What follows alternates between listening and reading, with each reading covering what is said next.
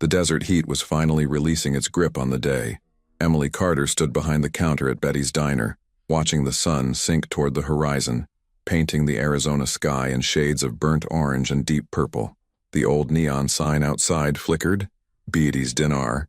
Half the letters had given up years ago, but everyone knew the place anyway. It sat alone on a forgotten stretch of Route 66, where the asphalt shimmered with heat mirages and tumbleweeds rolled across the empty highway like nature's own ticking clock.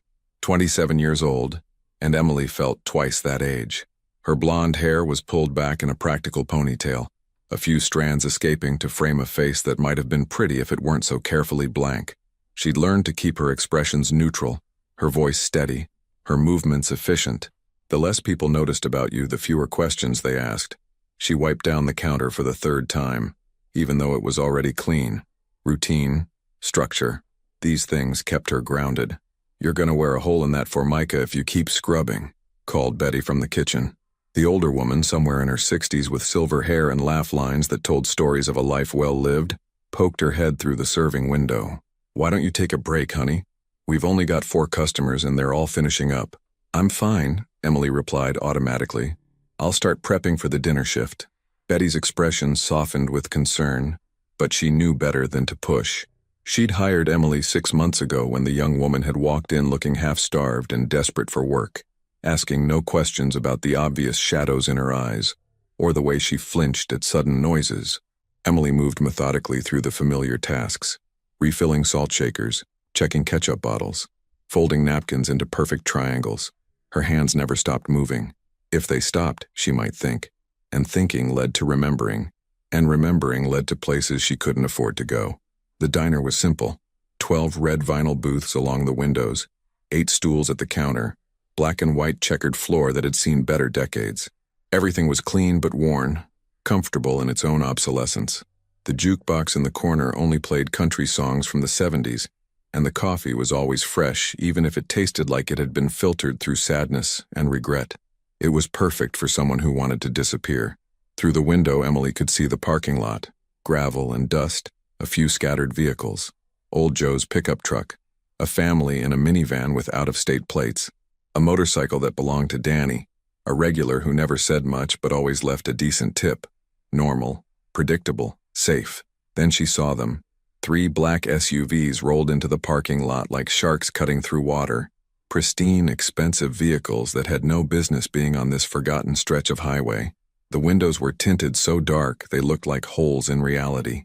They moved in formation, parking in a deliberate semicircle facing the diner entrance. Emily's heart rate spiked immediately. Her military training kicked in before conscious thought. Assess, analyze, prepare. The vehicle's positioning was tactical, professional. These weren't lost tourists. "Betty," she called quietly, not taking her eyes off the parking lot. "Maybe you should head to the back for a bit." The older woman came to the window, drying her hands on her apron. Her smile faded when she saw the SUVs. Oh, Lord. The other customers noticed too.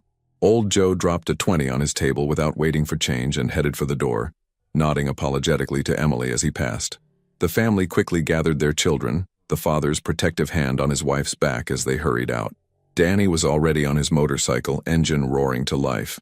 Within 2 minutes, the diner was empty except for Emily and Betty. "You should go too," Emily said firmly. "I can handle this." "Emily, honey, I don't think—" "Please." Emily's voice was steady despite the tremor running through her hands.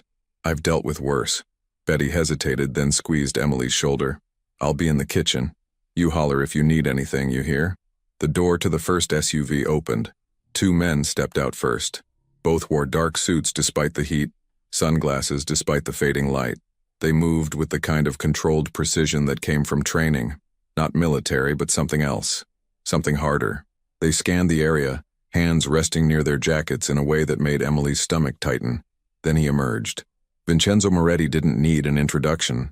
Everything about him announced his presence like a shout in a silent room. He was tall, over 6 feet, with dark hair silvering at the temples. His suit probably cost more than Emily made in 6 months. But it wasn't the expensive clothes or the commanding height that captured attention. It was something else. An aura of absolute authority, the kind of power that didn't need to be demonstrated because everyone already knew it was there. He was 40, maybe a few years older, with the kind of weathered handsomeness that came from a life lived on dangerous edges. His face was angular, strong-jawed, with dark eyes that missed nothing. There was something old-world about him, a formality, a precision of movement that spoke of different customs, different rules. The three men walked toward the diner entrance. Emily's hands were shaking now, trembling so badly she had to grip the edge of the counter to steady herself. It wasn't fear exactly, though there was plenty of that. It was recognition. She'd seen men like this before in different contexts, different continents. Men who carried violence like other people carried wallets, casual and always accessible. The bell above the door chimed, an absurdly cheerful sound. Vincenzo entered first, his guards flanking him. The temperature in the room seemed to drop despite the residual heat. He removed his sunglasses with deliberate care, revealing eyes that were darker than she'd expected. Intelligent, calculating, missing nothing. His gaze swept the diner, cataloging exits, assessing threats, evaluating everything in seconds. When his eyes landed on Emily, she forced herself not to look away. In her experience, predators responded to fear, show weakness, and you invited attack. "Good evening," Vincenzo said. His voice was deep, accented, Italian, but smoothed by years in America. "Are you still serving?" Emily found her voice. "Yes, sir. Please, sit anywhere you'd like." He chose a booth by the window. Of course he did. Maximum visibility of the parking lot and entrance. His guards didn't sit. They positioned themselves near the door and the kitchen entrance. Professional, contained, terrifying in their efficiency. Emily grabbed a menu with hands she couldn't quite steady and approached the booth. Every instinct screamed at her to run, but she'd learned long ago that running didn't solve anything. She'd run from Afghanistan straight into nightmares that followed her across oceans. "Can I get you something to drink?" Her voice came out steadier than she felt. Vincenzo studied her for a moment, really looked at her. It wasn't the leering gaze she sometimes got from truckers or the dismissive glance of people who looked right through service workers. This was assessment, reading, understanding. "Espresso if you have it." "I'm sorry, we don't. We have coffee, regular or decaf." A slight smile touched his lips. "Of course, black coffee then, hot, and to eat. What do you recommend?" The question surprised her. She'd expected him to order decisively, someone used to knowing exactly what he wanted. "The meatloaf is good. Betty makes it fresh daily. Comes with mashed potatoes and green beans." "Then I'll have that." Emily wrote it down even though she'd remember, needing something to do with her hands. As she turned to leave, his voice stopped her. "Miss." She turned back. "Yes? Your name?" Protocol screamed at her not to answer. But something in his tone, not demanding, just asking, made her respond. "Emily." He nodded once. "Thank you, Emily." She retreated to the kitchen on legs that felt like water. Betty was peering through the serving window, worry creasing her face. "You okay, honey?" "Fine." Emily wasn't fine. Her heart was racing, her breathing shallow. She recognized the signs, panic trying to claw its way up her throat. She forced it down with practiced efficiency. "One meatloaf special. Coffee, black." As she prepared the coffee, she tried to analyze the situation rationally. These men were clearly dangerous. Probably criminals, the SUVs, the guards, the way they moved. But they weren't here for trouble. At least not with her. This was a stop, nothing more. Serve them, take their money, watch them leave. Simple. Her hand still shook as she poured the coffee. When she brought it to the table, Vincenzo was looking out the window at the darkening desert. The dying light cast shadows across his face, highlighting the sharp planes and angles. He looked tired, she realized. Beneath the armor of expensive clothes and controlled power, there was a weariness she recognized. "Your coffee," she said, setting the cup down carefully. As she placed it on the table, her sleeve rode up slightly, just a few inches. Enough. Vincenzo's gaze dropped to her forearm. His entire demeanor shifted, subtle but unmistakable. The casual weariness vanished, replaced by sharp focus. Emily realized what he was seeing. The tattoo. She usually kept it covered, but the heat had made her roll up her sleeves earlier. Now, exposed under the diner's fluorescent lights, was the insignia of the 75th Ranger Regiment, inked in black and gray on her inner forearm. Below it, a date. Above it, names she tried not to read when she looked in mirrors. She tugged her sleeve down quickly, but it was too late. He'd seen it, and from the way his expression changed, he'd recognized it. "You served," he said quietly. Not a question. Emily's throat tightened. Yes, sir. Rangers. Yes, sir. A long moment of silence. His guards had noticed the shift in atmosphere and were more alert now, hands slightly closer to their jackets. But Vincenzo raised a hand slightly, a small gesture that made them relax incrementally. How long? 5 years, 2 deployments. The words came out mechanical. Facts without feeling. The only way she could talk about it. Vincenzo studied her face, and Emily had the unsettling sensation that he was seeing past all her carefully constructed walls, seeing the nightmares, the guilt, the way she jumped at car backfires and couldn't sleep without checking the locks 3 times. Afghanistan? He asked softly. She nodded, not trusting her voice. Something shifted in his eyes. Recognition of a different kind. I know what that's like, he said quietly. Different war, different uniform, but I know. Emily didn't know what to say to that. This man, clearly dangerous, clearly involved in things she didn't want to understand, claiming kinship through trauma. It should have seemed manipulative, but something in his voice rang true. Your food will be ready soon, she managed, retreating before he could say anything else. In the kitchen, she leaned against the wall, forcing her breathing to steady. Betty was there immediately, maternal concern radiating from every gesture. What did he say to you? Nothing, it's fine. Emily pushed off the wall. Food ready? Almost. Betty's eyes were worried. Emily, if you need to leave, I'm fine. She wasn't. Really. The meatloaf was perfect, as always. Emily plated it carefully, adding the sides, making sure everything looked presentable, professional, normal, as if this were just another customer and not someone who made the air itself feel dangerous. When she brought the plate out, Vincenzo was on his phone, speaking in rapid Italian, his tone sharp with authority. He ended the call as she approached, switching personas seamlessly back to the courteous customer. It looks excellent, he said. Can I get you anything else, more coffee? Not right now, thank you. Emily nodded and started to turn away. His voice stopped her again. Emily. She looked back. Thank you for your service. He said it with such sincerity, such genuine respect, that it caught her completely off guard. Truly. Her throat constricted. People said that sometimes, thank you for your service, but usually it was automatic, meaningless. This felt different, like he understood what those words meant, what they cost. You're welcome, she whispered. She spent the next 30 minutes trying to look busy, while hyper-aware of every movement from the booth. Vincenzo ate slowly, methodically. His guards remained statue still. The only sound was the quiet clink of silverware and the hum of the refrigerator. The sun had fully set now, darkness pressing against the windows. The diner's lights seemed too bright, too exposed. Emily found herself checking the parking lot repeatedly, looking for, what? More vehicles? Police?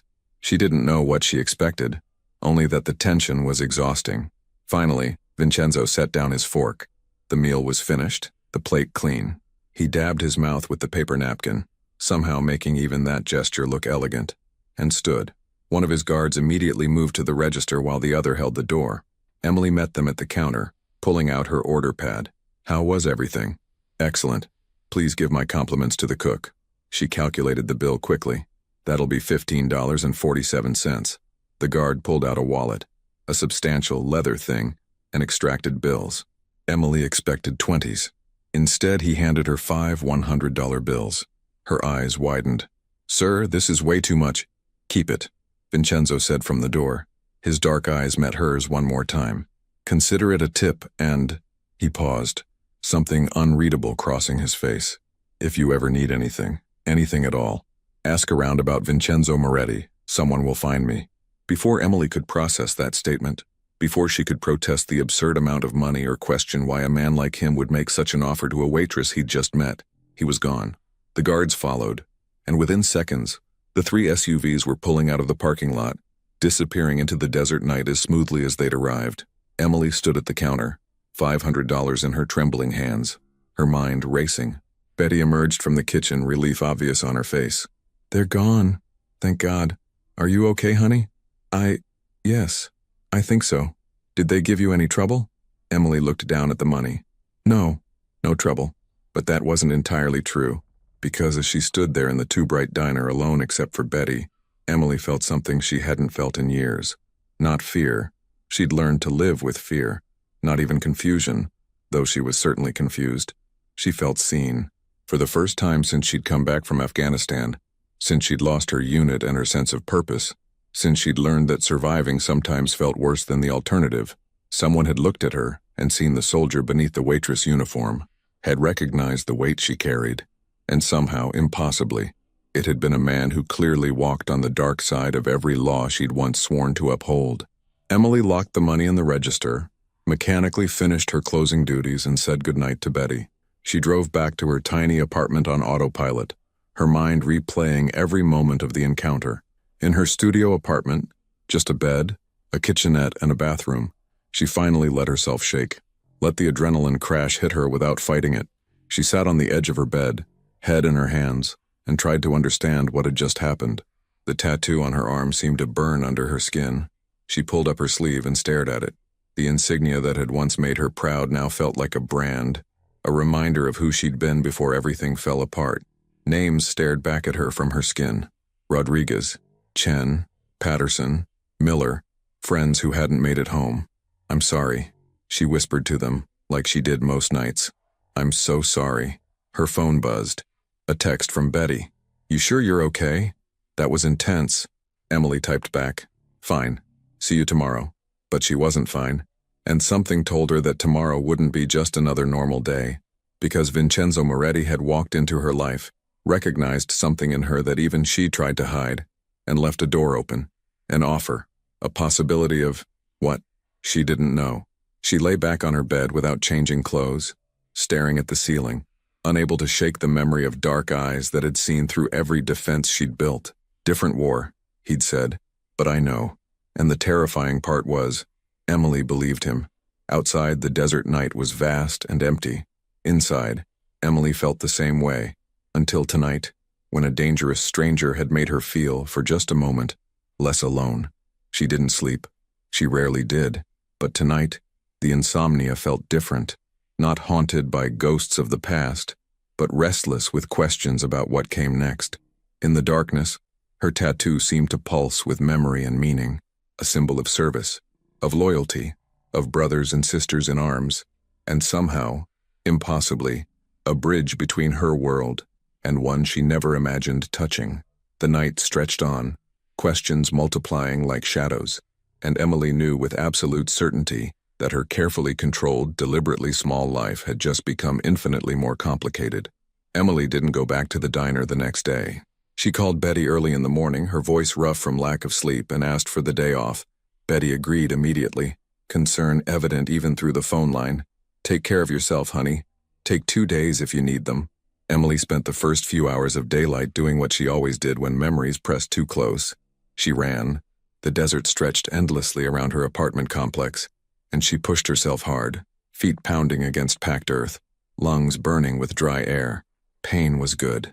Pain meant she was alive. Pain meant she wasn't back there. But even as her body moved, her mind wouldn't stop replaying the previous night. Those dark eyes, that voice. I know what that's like. By noon, sweating and exhausted, she returned to her apartment. The $500 sat on her small kitchen table where she'd left it, still feeling wrong somehow. Too much. Too personal. Like accepting it meant accepting something else she couldn't name. She showered, standing under lukewarm water longer than necessary, then made coffee. The bad instant kind that tasted nothing like Betty's. Sitting at her laptop, an old machine she'd bought third-hand, Emily did what she'd been avoiding all morning. She searched for Vincenzo Moretti. The results made her stomach drop. Articles from the New York Times, the Washington Post, even the FBI's most wanted archives from years back. Photos of him younger, harder, emerging from courthouses surrounded by lawyers. Headlines that used words like alleged, suspected, organized crime, influential family. Vincenzo Moretti was the current head of one of the most powerful Italian-American families in the Northeast. His organization, they never called it a family in the articles, always organization or enterprise, had operations spanning from New York to Florida, involved in everything from construction to waste management to ports and shipping. The articles were careful. No direct accusations stuck. Charges filed but never proven. Witnesses who disappeared or recanted. A man who operated in shadows while somehow remaining visible enough to be photographed at charity galas and legitimate business openings. Emily sat back, coffee going cold in her hands. This was who had walked into Betty's diner. This was who had seen her tattoo and said, "Thank you for your service," like he meant it. She should be terrified, should be planning to quit and move again, like she'd done twice before when life got complicated. But instead she found herself studying his photographs, looking for something she couldn't quite identify. In the older photos, he looked harder, colder, eyes like chips of obsidian. But in the more recent ones, taken at some charity event for children's hospitals, there was something different, a weariness around the eyes, a weight that reminded her of how she felt every morning when she looked in mirrors. Different war, he'd said. What war had he fought? Emily's phone buzzed. A text from Betty. "You sure you're okay? Don't worry about money, take time if you need it." She should be grateful. Betty was the first person in years who'd shown her genuine kindness without expecting anything in return. The older woman had hired Emily with no questions, had covered for her when panic attacks made her lock herself in the bathroom, had never pushed for details about her past. Emily typed back, "I'm fine. See you tomorrow. Promise." But she wasn't fine. And the proof was that instead of closing her laptop and trying to forget about Vincenzo Moretti, she kept reading. There was an older article buried deep in the search results from 15 years ago. It detailed an incident overseas, a military contractor operation gone wrong in Iraq. Several Americans had been in danger. The article mentioned that one of the rescued individuals was connected to an influential East Coast family, but provided no names. Emily's military mind put pieces together. Vincenzo would have been in his mid-20s then, the right age for a younger brother to be working overseas, and his reaction to her Ranger tattoo suddenly made more sense. She closed the laptop abruptly, as if distance from the screen could distance her from the information. This was insane. She was researching a criminal because he'd been polite and left a big tip. She was creating connections and narratives that probably didn't exist. He was just a man passing through, nothing more. But even as she told herself that, Emily knew she was lying. 300 miles away in a private office in a building that officially housed import-export businesses, Vincenzo Moretti sat behind a mahogany desk reviewing reports, numbers, shipments, territories, the legitimate face of operations that couldn't be discussed in daylight. His second-in-command, Carlo Romano, sat across from him. Carlo was 50, graying, and had been with the family for 30 years. He knew when to speak and when to wait. Vincenzo signed the last document and set down his pen. "What else?" "The situation in Phoenix is resolved. No complications." "Good." Vincenzo leaned back in his chair.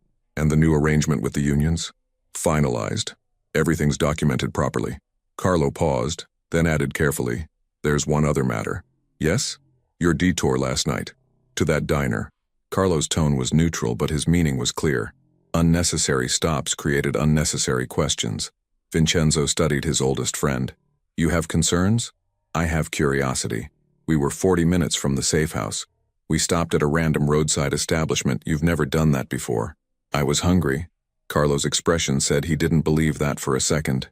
"Enzo, you've known me long enough to skip the deflections. What was at that diner?" Vincenzo was silent for a long moment, gazing out the window at the city below. Finally he spoke. "Do you remember my brother?" The question made Carlo's face soften. "Of course. Luca. God rest him. Do you remember what I told you about how he was saved? In Iraq? The Rangers. You said Army Rangers pulled him out when that contract operation went sideways." Vincenzo nodded slowly. "Luca spent 3 weeks with them before he could be extracted safely. He talked about those soldiers for the rest of his life, said they treated him like one of their own even though they had no reason to, even though helping him put them at risk." Carlo waited, understanding dawning. "The waitress at that diner," Vincenzo continued quietly. "She has the 75th Ranger Regiment insignia tattooed on her arm, along with names and a date. Her unit? Most likely." Vincenzo's jaw tightened almost imperceptibly. "She's young, 27, 28 maybe, which means she served recently. Afghanistan, probably. And you felt you owed her something because of Luca." "I owed her brothers and sisters something. They saved my brother when no one else would have." Vincenzo's voice carried an edge of old pain. "And even though Luca died 2 years later anyway, those extra years mattered. I got to reconcile with him. Got to tell him things I should have said earlier." Carlo nodded slowly. "So the tip was gratitude." "The tip was inadequate gratitude. But it was something." Vincenzo turned back to his desk. We won't be returning to that area. There's no reason to complicate that young woman's life. But even as he said it, Vincenzo knew he was lying to himself. Something about Emily Carter, he'd learned her full name from the diner's business license visible on the wall, had lodged in his mind like a splinter. The way her hands shook, but her voice stayed steady. The shadows in her eyes that matched the ones he saw in mirrors. The careful blankness of someone who'd learned to hide pain behind routine. He recognized her because he was her, just in different clothing. We should focus on the Phoenix situation, Vincenzo said, forcing his attention back to business. What's the timeline? But later that night, alone in his penthouse apartment that felt more like a museum than a home, Vincenzo found himself thinking about a roadside diner and a young woman who carried war on her skin and in her eyes. 2 days later, Emily returned to work. Betty greeted her with a hug and a searching look but asked no invasive questions. The dinner shift was busy. A bus tour had stopped, filling the diner with retirees excited about their Route 66 adventure. Emily fell into the rhythm gratefully. Orders, refills, clearing tables. The mechanical nature of service industry work was soothing. She didn't have to think, just perform. She was clearing booth 4 when the bell above the door chimed. Her body knew before her brain processed it. That shift in atmospheric pressure, that subtle change in ambient noise as other customers unconsciously responded to a new presence. Vincenzo Moretti stood in the doorway, alone this time. No guards, no SUVs visible through the window. Just a man in dark jeans and a black button-down shirt, expensive but understated. He looked different in casual clothes, more human, less like a figure from a news article. Their eyes met across the diner. He nodded slightly. Emily's heart hammered against her ribs. "Sit anywhere you'd like," she called out, proud that her voice didn't shake. He chose the same booth as before. Of course he did. Emily finished with her current customers, forcing herself to move at normal speed even though every instinct screamed at her to either run toward or away from him. She grabbed a menu and approached the booth. "Good evening," she said. "Coffee? Please. Black. I'll be right back." In the kitchen, Betty was plating the burger for the family in booth 2. She glanced at Emily. "You okay? You look pale." "Fine. Just tired." Emily poured the coffee, hands steadier than they should be. Maybe she'd used up all her shaking on his first visit. When she brought the coffee to Vincenzo, he was looking out the window at the desert, now visible in late afternoon light. The setting sun cast gold across his features, highlighting the silver at his temples. "Thank you," he said as she set down the cup. "Ready to order? What do you recommend today? The chicken fried steak is popular, or the pot roast if you prefer something less heavy." "Pot roast, then." Emily wrote it down, started to turn away. His voice stopped her. "Emily." Her name in his accent sent an unexpected shiver down her spine. She turned back. "Yes? May I ask you something?" Every defense system activated. "That depends on the question." A slight smile touched his lips. Appreciation for her directness. "You were 75th? Here it was. The conversation she'd known was coming. "Yes." "Afghanistan?" "2 tours." He nodded slowly, processing. "Combat?" The word hit her like a physical blow. Images flashed. Dust, noise, the smell of fear and sand and things she couldn't name. Her breathing wanted to speed up, but she controlled it with practiced effort. "Yes." The word came out clipped. "I'm sorry. That was intrusive." Vincenzo's expression shifted to something like regret. "I have no right to ask you about that." "Then why did you?" The question came out sharper than intended, but Emily was tired of games, tired of not understanding what this man wanted from her. He met her eyes directly. "Because I recognize something in you. Because I've seen that look before. In mirrors. In the faces of people who've been places that change you permanently." He paused. "And because my younger brother was saved by Army Rangers in Iraq 15 years ago, I owed them a debt I could never repay." Emily's breath caught, so her research had been accurate. "Your brother, he passed away some years later, unrelated circumstances. But those soldiers, your brothers and sisters in arms, they gave me 2 more years with him, years where we reconciled, where I could tell him things I'd been too proud to say before." The raw honesty in his voice disarmed her completely. This wasn't manipulation. This was genuine grief, carefully controlled but unmistakable. "I'm sorry for your loss," Emily said quietly, "and I'm sorry for yours." His eyes dropped briefly to where her sleeve covered her tattoo. "The names. They're people you lost." It wasn't a question, but she answered anyway. "My unit." An incident during our second deployment. And you survived. Yes. The word tasted like ash. That must be difficult. No platitudes. No, you should be grateful or it's not your fault. Just acknowledgement of the weight. Emily found herself sitting down across from him without consciously deciding to. Professionalism be damned. This conversation required more than standing at attention like a servant. Why are you here? She asked directly. You clearly don't need a roadside diner. So why come back? Vincenzo considered the question carefully. Honestly, I'm not entirely sure. Perhaps because in a life where everyone wants something from me, you looked at me with fear but not calculation. Perhaps because I saw something of myself in you. Or perhaps, he smiled faintly, because that meatloaf really was excellent. Despite everything, Emily almost laughed. Betty will be pleased to hear that. May I tell you something? Vincenzo asked. Something I think you might understand. She nodded, not trusting her voice. I've spent 20 years in a world that requires certain moral flexibilities. I've done things I'm not proud of, made decisions that keep me awake at night, and for a long time I told myself it was necessary, that I was protecting family, honoring traditions, maintaining order in chaos.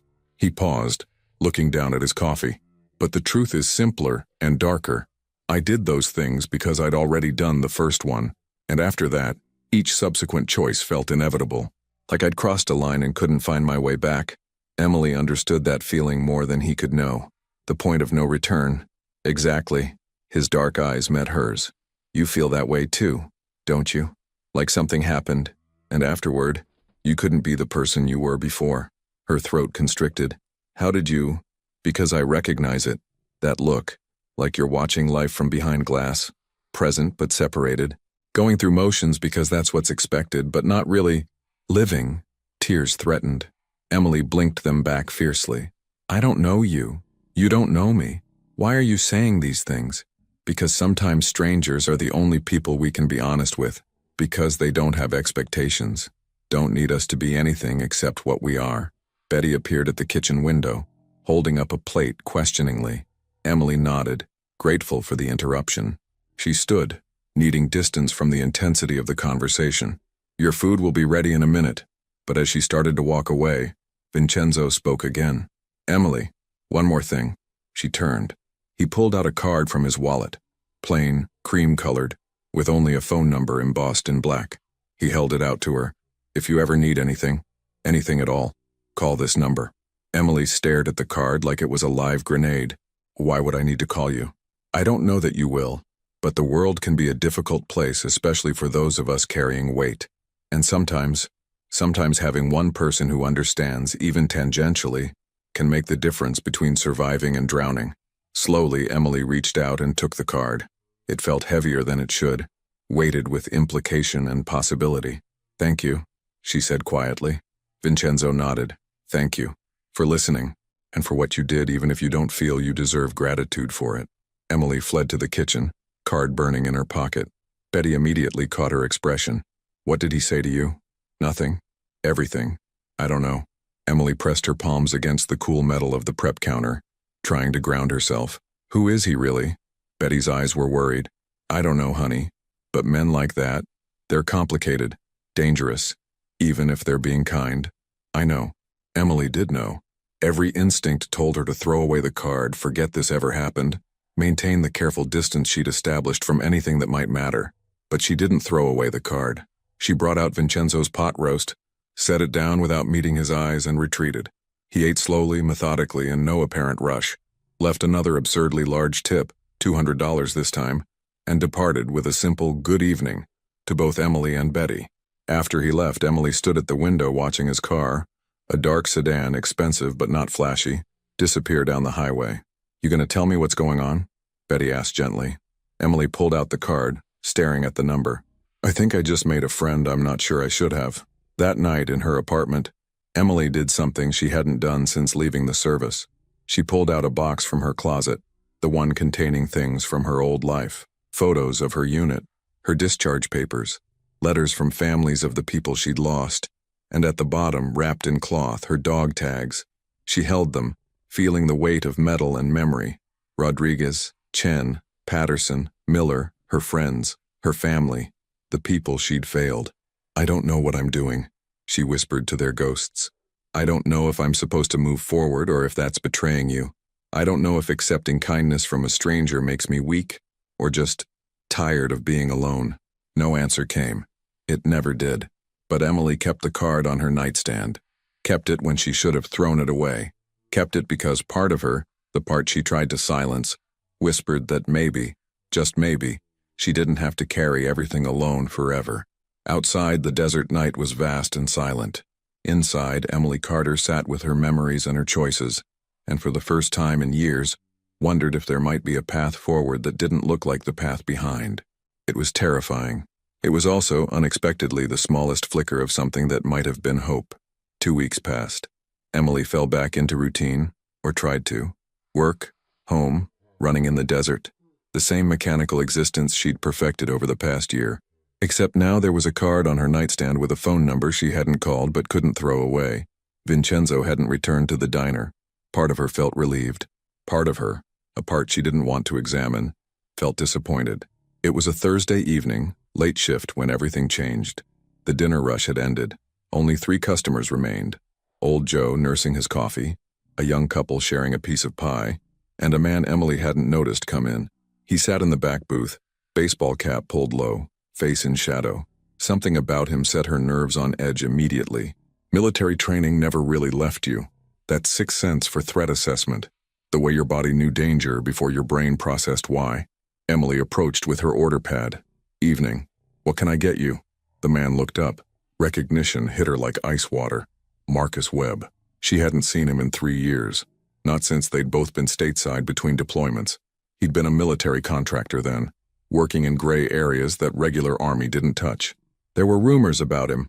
Nothing proven, but enough to make people uncomfortable. Well, well. Marcus's smile didn't reach his eyes. Emily Carter. Didn't expect to find you in a place like this. Her hand tightened on the order pad. Marcus. What are you doing here? Just passing through. Imagine my surprise seeing you through the window. He leaned back, studying her with an intensity that made her skin crawl. You're a hard woman to find. Changed your phone number. Moved twice. Almost like you didn't want to be found. What do you want? Emily kept her voice level despite the panic building in her chest. Just to catch up. We're old friends, aren't we? Served in the same theater. Kandahar, right? He said the word deliberately, watching her reaction. Emily's breath caught. Kandahar, where everything had gone wrong, where her unit had... I'll have coffee, Marcus said casually. Black. We can talk when you bring it. Emily wanted to refuse, wanted to tell him to leave, but old Joe and the couple were watching now, curious about the tension. Making a scene would raise questions she couldn't answer. She brought the coffee with shaking hands, setting it down without getting too close to the table. Sit with me, Marcus said. It wasn't a request. I'm working. Your shift ends in 20 minutes. I checked. I'll wait. His smile was cold. Unless you want to have this conversation in front of your customers. Your choice. Emily's stomach turned. She glanced at Betty, visible through the kitchen window. The older woman was already frowning, sensing something wrong. Fine. 20 minutes. The next 20 minutes crawled by like hours. Emily mechanically cleaned tables, refilled drinks, her mind racing. What did Marcus want? How had he found her? And why now, after 3 years of blessed silence? Finally, the couple left. Old Joe headed out with his usual wave. Betty started her closing routine in the kitchen. Marcus remained in his booth, patient as a predator. Emily had no choice. She slid into the seat across from him, maintaining maximum distance. So, Marcus began, sipping his coffee. Quite the fall from grace. Army Ranger to waitress. How's that working out for you? What do you want, Marcus? Direct. I always liked that about you. He set down his cup. I want to talk about Kandahar, about what really happened that day. Emily's blood ran cold. I don't talk about that. No? Not even to therapists? Because I know you saw a few of those.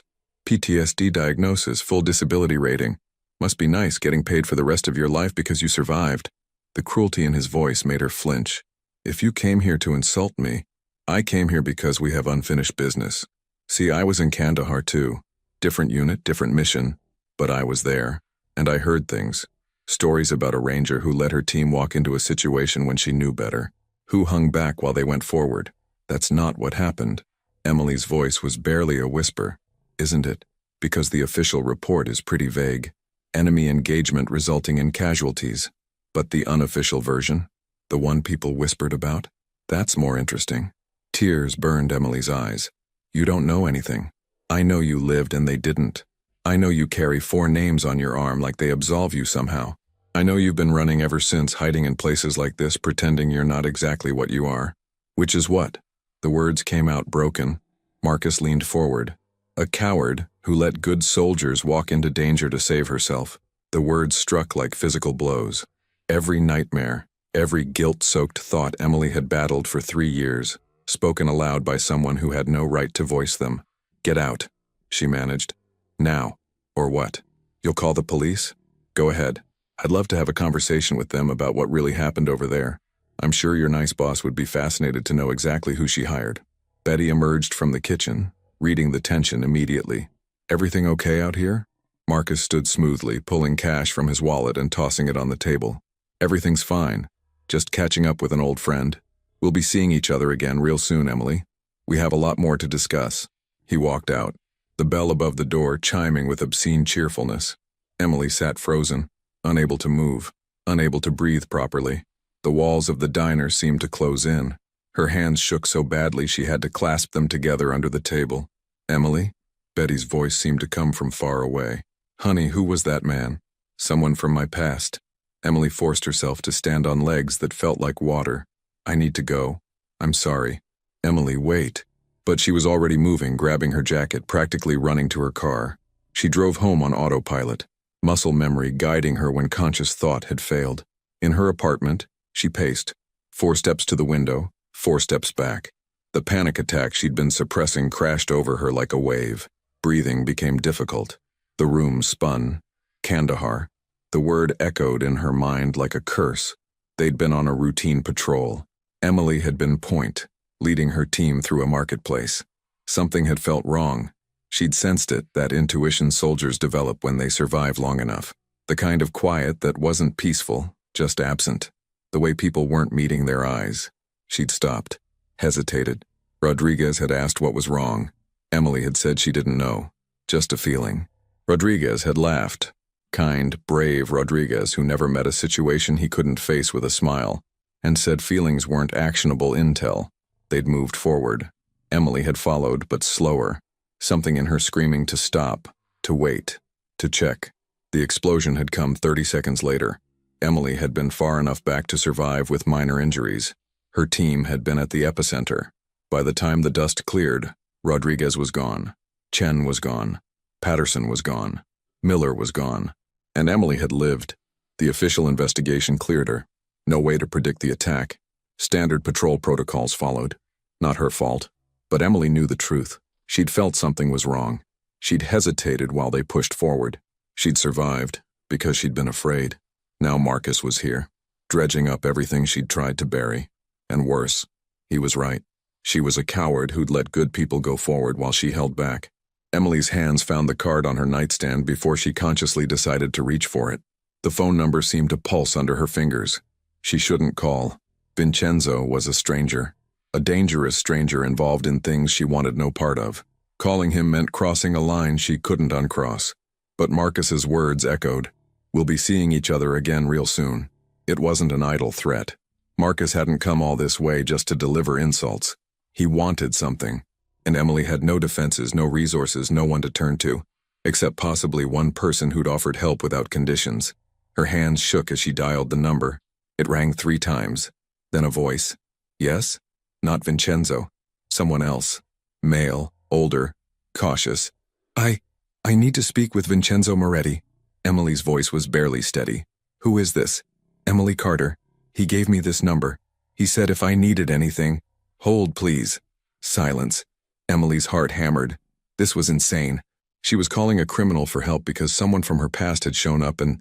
Emily. Vincenzo's voice came through, concerned. What's wrong? The simple question, asked with genuine worry rather than judgment, broke something in her. I'm sorry. I shouldn't have called. I don't know what I was thinking. Emily, breathe. Tell me what happened. She couldn't. The words stuck in her throat. Are you in danger? Vincenzo's voice sharpened. Are you hurt? No. Not physically, but someone from my past found me, and he knows things. About what happened in Afghanistan, about why I left the service, and he's threatening to—" Her voice broke. "I don't know what he wants, but I'm scared. Where are you right now?" "Home, my apartment." "Are you safe there?" "Could this person know where you live?" Emily hadn't thought of that. Her address wasn't secret. If Marcus had found the diner, he could find her apartment. "I don't know. Give me your address."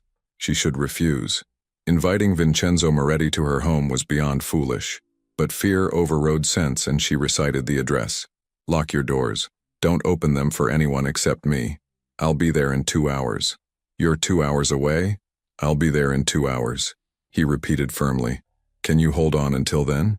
Emily looked around her tiny apartment, her refuge that suddenly felt terribly vulnerable. "Yes. Good. I'm leaving now." "Emily?" "Yes?" "You did the right thing calling me." He hung up. Emily sat on her bed, phone still clutched in her hand, and wondered what she'd just set in motion. Vincenzo arrived in exactly 1 hour and 47 minutes. Emily had been watching the parking lot, jumping at every car that passed. When the dark sedan pulled up and he emerged, dressed in jeans and a dark jacket despite the desert heat, relief flooded through her. She opened the door before he could knock. "Thank you for coming." Her voice was small. "I'm sorry for bothering you." "You're not bothering me." Vincenzo stepped inside, his presence immediately filling the small space. His eyes swept the apartment. Professional assessment, cataloging exits and sightlines. Then they landed on her face, and his expression softened. "Tell me everything. Start from the beginning." Emily did. She told him about Marcus Webb, about their shared time in the service, about Kandahar. The words poured out like water from a broken dam.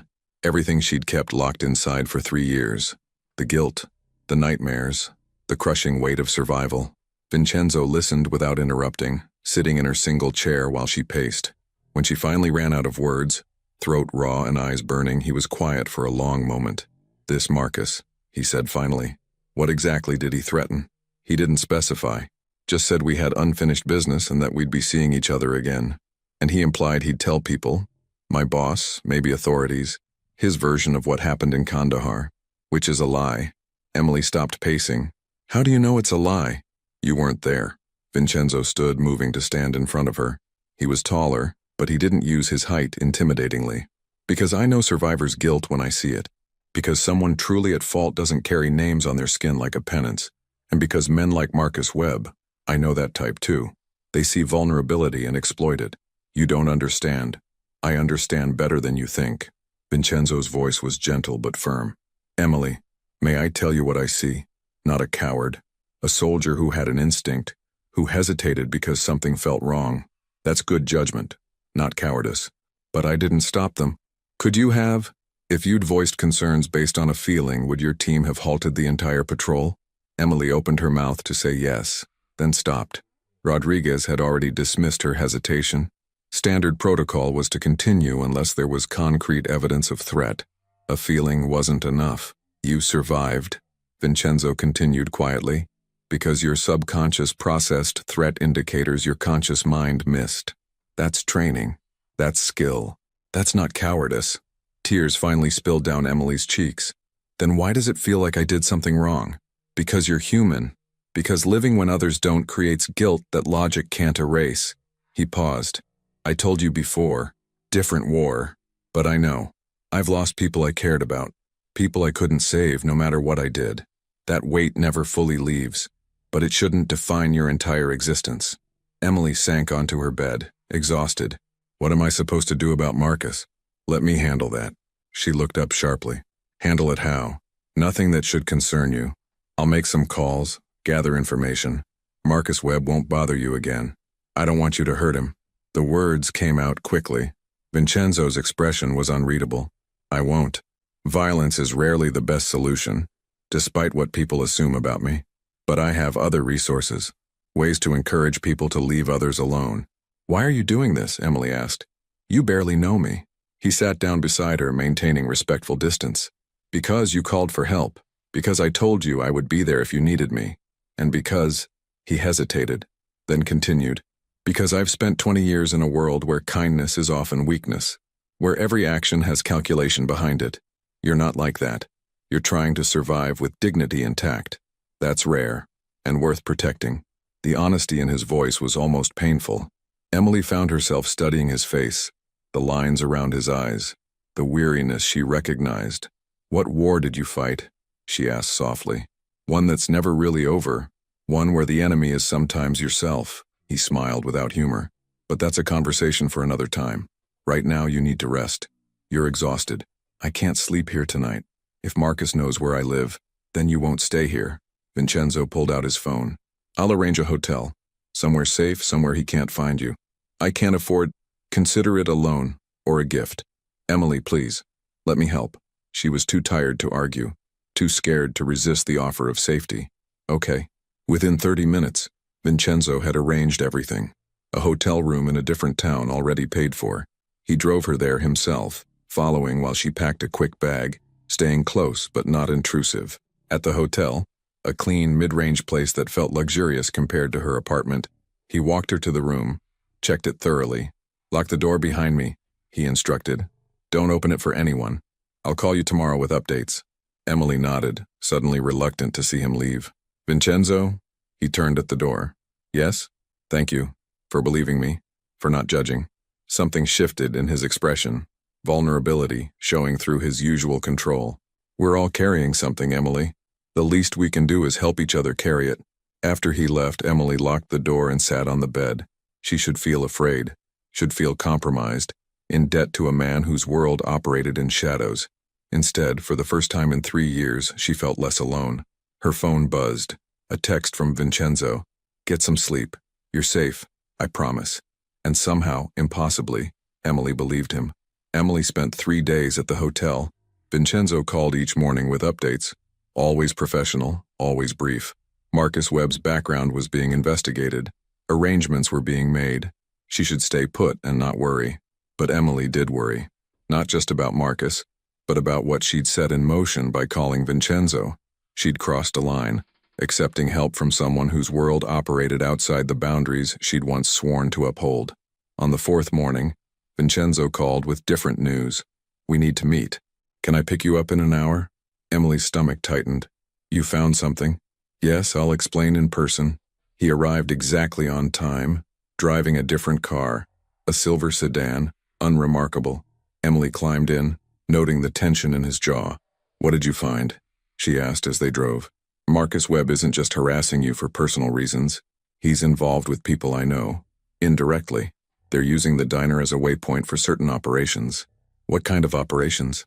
Vincenzo's hands tightened on the steering wheel. "The kind I don't want you anywhere near." But it explains why he showed up. He recognized you, saw an opportunity to create leverage. Leverage for what? To pressure me, eventually. My people made inquiries about him.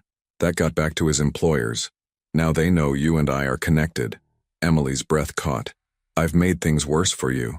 "No." Vincenzo's voice was firm. "This situation existed before you. You just revealed it. Better to know than remain ignorant." They drove to a small cafe in a neighboring town. Inside, at a quiet corner table, Vincenzo laid out what he'd learned. Marcus had been tracking Emily for months, waiting for the right moment to approach. His employer saw her, a veteran with PTSD, isolated and vulnerable, as potential leverage against various parties. "Against you," Emily said quietly, "because I called you, among others. But primarily, yes." Vincenzo's dark eyes met hers. "I'm sorry. My involvement has complicated your situation. You're not responsible for Marcus being terrible. No, but I'm responsible for what happens next." He leaned forward. "My organization is questioning my judgment. They believe helping you is a distraction, a liability." Emily's heart sank. "Then stop. I'll figure something else out." "I'm not stopping." The steel in his voice surprised her. "But you need to understand the situation fully. These people won't just go away because we ask nicely." "What are you suggesting?" "That we resolve this permanently. Not through violence," he added quickly, seeing her expression. "Through exposure. Marcus's employers can't operate if their activities become visible. I have contacts, federal agents who owe me favors. We provide them information. They handle the rest legally. You'd turn them in. I'd facilitate justice taking its course. There's a difference." Vincenzo's expression was serious. But it means you might need to provide testimony about Marcus's threats, his implications about using the diner. It means your past becomes part of an official record. Emily's hands trembled. Everyone would know about Kandahar. They'd know you served honorably and were targeted by criminals, that's all. He reached across the table, stopping just short of touching her hand. Emily, I can't force you, but this is the cleanest solution I can offer. She thought about Betty, the diner, the small life she'd built. Thought about Marcus's threats, his cruel smile. Thought about living in fear versus living with purpose. Okay, she said finally. Tell me what I need to do. What she needed to do, it turned out, was disappear for a few days while Vincenzo arranged meetings with federal contacts. Emily returned to the hotel, waiting for updates that came in frustratingly small increments. On the 6th day, everything went wrong. Emily had gone back to her apartment briefly to get more clothes despite Vincenzo's warnings to stay away. She was careful, parked a block away, watched for several minutes before approaching. Everything seemed normal. She was inside for less than 5 minutes when her phone rang. Unknown number. Hello? Emily Carter. Marcus's voice made her freeze. We need to talk. In person. I have nothing to say to you. Even if I'm at Betty's diner right now, even if I'm having a very interesting conversation with your boss about her employee's background. Emily's blood ran cold. Leave Betty alone. This is between us. Then come here. Alone. 1 hour, or I start making phone calls. To journalists. To veterans organizations. To anyone who will listen to my version of what happened in Kandahar. The line went dead. Emily stood frozen, mind racing. She should call Vincenzo. Should call the police. Should do anything except what Marcus demanded. But Betty was involved now. Kind, maternal Betty who'd given her a chance when no one else would. Emily made a decision she'd regret. She drove to the diner. The parking lot was nearly empty. Too early for dinner rush. Marcus's truck sat near the entrance. Emily parked, took a breath, and went inside. Marcus sat in the back booth. Betty was behind the counter, face pale with worry. Emily, honey, you don't have to. It's okay, Betty. Emily forced calm into her voice. Marcus and I just need to talk. Why don't you take a break? I don't think... Please. Emily held her gaze, trying to communicate reassurance she didn't feel. Betty left reluctantly, heading to the kitchen but clearly listening from there. Emily slid into the booth across from Marcus. What do you want? Straight to business. I always respected that about you. Marcus smiled coldly. Here's the situation. You've been making friends with people who interfere with my employer's business. That needs to stop. I don't know what you're talking about. Vincenzo Moretti. You called him. He started investigating. That investigation is causing problems. Marcus leaned forward. You're going to call him. Tell him you made a mistake, that you don't need his help. Tell him to back off. And if I don't, then everyone learns the truth about Kandahar. About how Sergeant Emily Carter let her entire unit walk into danger while she held back. How you're collecting disability payments for trauma you caused yourself through cowardice. The words hit like always, but Emily forced herself to stay calm. That's not what happened. Doesn't matter what actually happened, only matters what people believe. Marcus's expression was cruel. So make the call. Now. Emily's hand moved toward her phone. But instead of calling Vincenzo, she did something else. She activated the voice recorder and placed it on the table. I want this conversation on record, she said clearly. You're threatening me, trying to coerce me into cutting ties with someone who's helping me, all because your employers don't like being investigated. Marcus's face darkened. You think you're clever? I think I'm done being manipulated. Emily's voice was steady despite her fear. You're going to leave. Now. And you're going to leave Betty and this diner alone. Because if you don't, this recording goes to the federal agents already investigating your employers. For a moment, Marcus looked genuinely surprised, then angry. He stood abruptly, looming over the table. You're making a big mistake. Maybe, but it's my mistake to make. He left without another word, but the look he gave her promised this wasn't over. Emily sat shaking as Betty rushed over. What was that about? Who are these people? I'm sorry, Betty. I never meant to bring trouble here. Emily's voice cracked. I should resign. Tonight. Before. Don't you dare. Betty sat down, taking Emily's hands. I don't know what's going on, but I know you're not the problem here. That man is. Emily wanted to argue, but movement outside caught her eye. Marcus hadn't left. He was on his phone in the parking lot, gesturing angrily. Her phone rang. Vincenzo. Emily, where are you? The diner. I'm sorry, I know you said not to. I'm 10 minutes away. Marcus's employers just made some calls. They know about the federal investigation.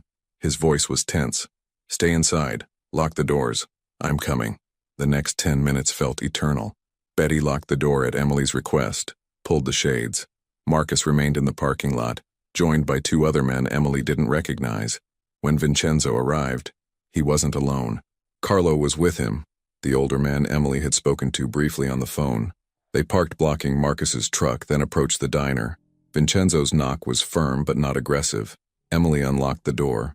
Vincenzo's eyes scanned her quickly, checking for injury. Are you hurt? No, just scared. She handed him her phone with the recording. I got this.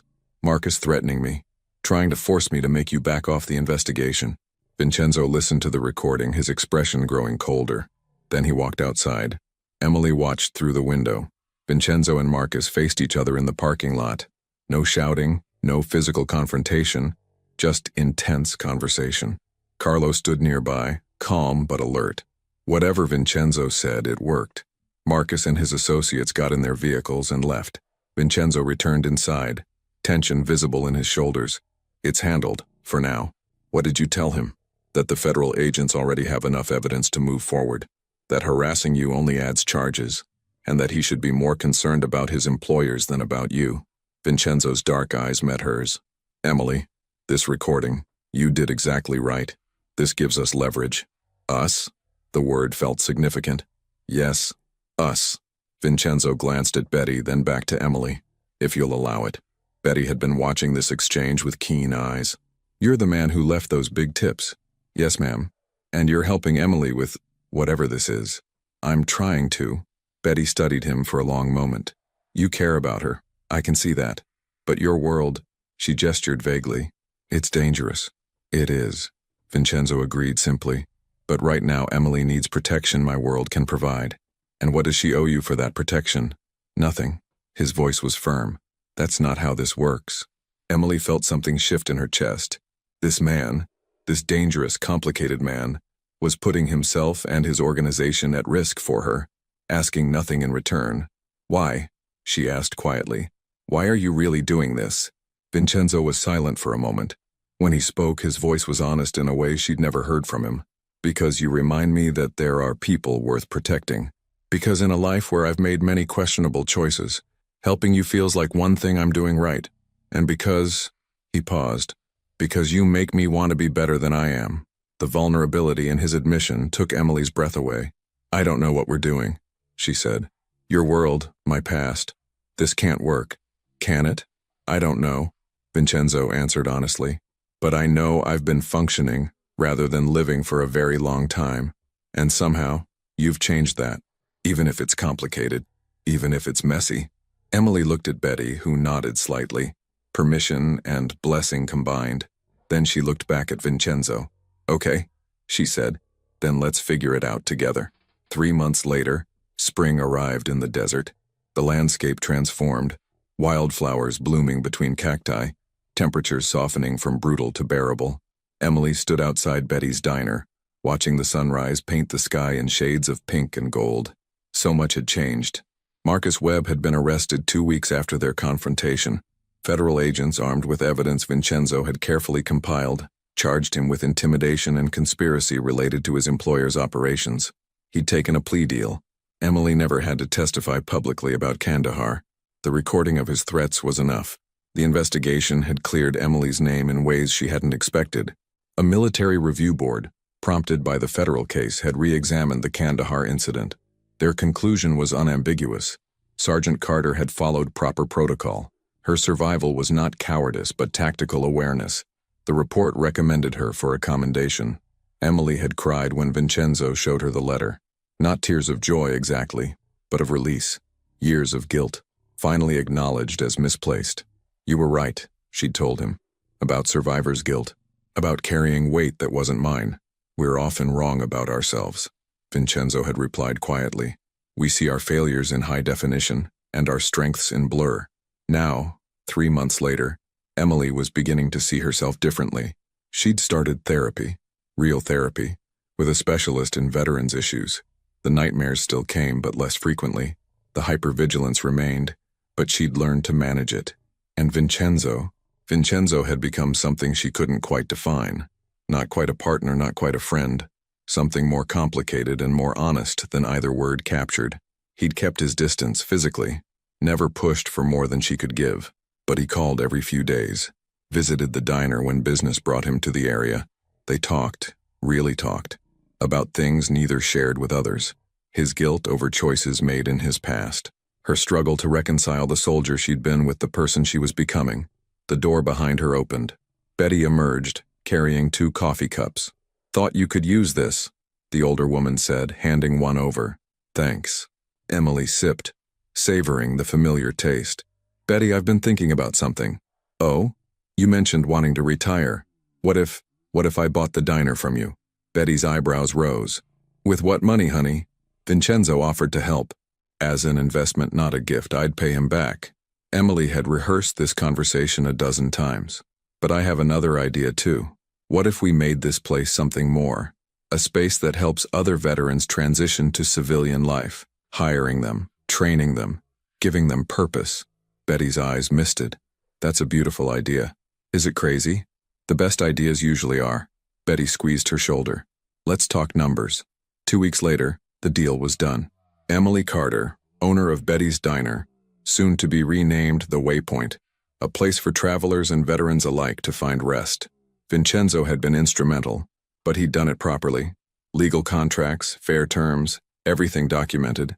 Carlo, who'd become an unlikely ally, had helped set up the business structure. "You're good at this," Carlo had told Emily during one meeting. "Bringing order to chaos. Maybe you learned something from the army after all."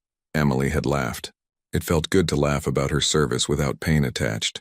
On the diner's reopening day, Emily stood behind the counter in a new apron embroidered with the Waypoint logo. Betty had stayed on part-time. A young veteran named Chris, recently discharged and struggling to adjust, had been hired as a cook. Another vet, Sarah, was training as a waitress. The lunch rush was steady. Regulars mixed with new faces drawn by local press coverage of the diner's mission. Emily moved through the organized chaos feeling something she hadn't felt in years. Purpose. As the afternoon quieted, a familiar dark sedan pulled into the parking lot. Vincenzo entered, and Emily felt the now familiar flutter in her chest. He'd become important to her, she could admit that now. Not just as a helper, but as someone who understood her in ways few people could. "Busy day?" he asked, sliding into a booth. "The best kind of busy." Emily poured him coffee without asking. "What brings you out here?" "Can a man visit a friend?" "Friend." Emily tested the word. "Is that what we are?" Vincenzo's expression grew serious. "I'd like to be more, if you're ready. If not, I'll wait. I'm good at waiting." Emily's breath caught. They'd been circling this conversation for weeks. "Your world and mine, they're so different." "They are, but I'm making changes. Stepping back from certain operations, focusing on legitimate businesses." He paused. "Because of you." "Because you made me want to be better." "That's a lot of pressure to put on someone."